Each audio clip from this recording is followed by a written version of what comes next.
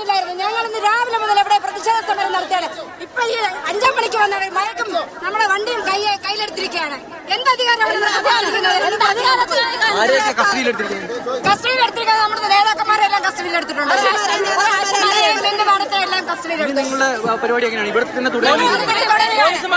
മുഖ്യമന്ത്രി ഞാൻ കണ്ട മുന്നിൽ വന്ന് ഈ സമരം ഒത്തുതീർത്തു. ഞങ്ങൾക്ക് ഒന്നുള്ളവരും കൂടി എന്ന് പറയുന്നവർ ഞങ്ങൾ പോലീസ് എടുത്തു മാറ്റി. ഞങ്ങളെ പിടിച്ച് ഞങ്ങൾ ജീപ്പിന്റെ മുന്നിൽ ഞങ്ങളുടെ ബൈക്ക് കൊണ്ടുപോയപ്പോൾ ഞങ്ങൾ മാറിക്കൊടുക്കില്ലെന്ന് പോയപ്പോൾ ഞങ്ങളെ മുന്നിലേക്ക് ജീപ്പ് ഓടിച്ചു കയറ്റി. പോലീസ് പെർമിഷൻ ഇല്ല എന്നാണ് പറയുന്നത്. മണിക്കൂറുകൾ മാത്രമാണ് പെർമിഷൻ ഉള്ളത്. അത് കഴിഞ്ഞു എന്നാണ് പോലീസ് പറയുന്നത്. എന്നാണ് പോലീസ് പറയുന്നത്. നേരെ രാവിലെ മുതൽ ഇവിടെ വന്നിട്ടാണ്. രാവിലെ മുതൽ സംസാരത്തിൽ ഒരുക്കാനുള്ള ഒരു കാര്യമാണ്. ഒരു 100 രൂപ ചോദിച്ചിട്ടുണ്ട്. അതിന് പോലും തയ്യാറാവാതെ ഈ മന്ത്രിയാണ് ഇത്രയും വഷളാക്കിയത്. പിണറായി സഖാവ് തന്നെയാണ് ഇത്രയും പ്രശ്നം ഉണ്ടാക്കിയത്. ഈ 8.5 മാസം കൊണ്ട് ഞങ്ങൾ ഒരു പ്രശ്നത്തിൽ ഇതുവരെ പോയിട്ടില്ല. പക്ഷെ മനഃപൂർവ്വം ഒരു പ്രശ്നം ഉണ്ടാക്കുന്നതിന് വേണ്ടിയിട്ട് ഞങ്ങൾ ഇങ്ങനെ ജനറേറ്റർ വാഹനത്തിൽ നിന്നും അഴിച്ചു മാറ്റി മുന്നോട്ട് കൊണ്ടുപോവുകയാണ്. പോലീസ് ജനറേറ്ററും കസ്റ്റഡിയിലെടുത്തു. ആദ്യം ഈ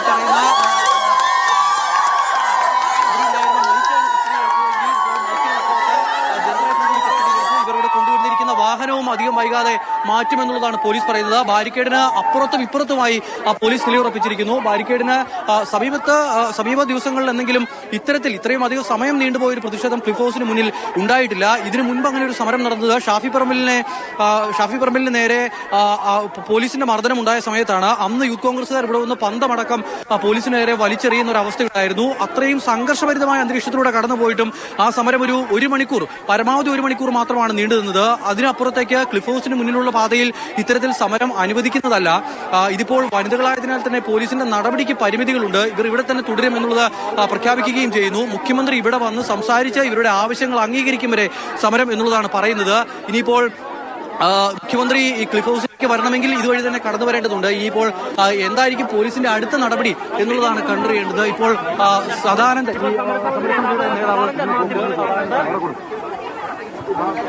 സമരസമിതി നേതാവിന്റെ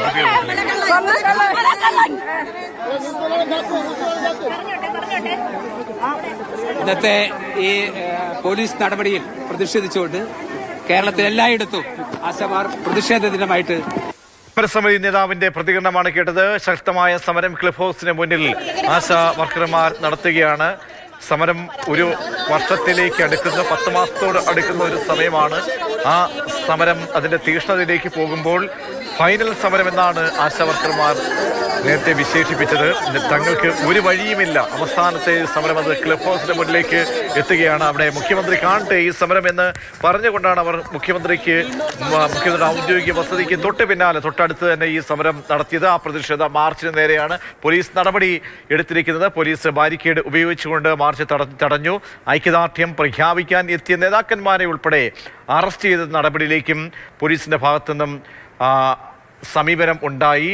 വനിതാ പോലീസാണ് അണിനിരുന്നത്.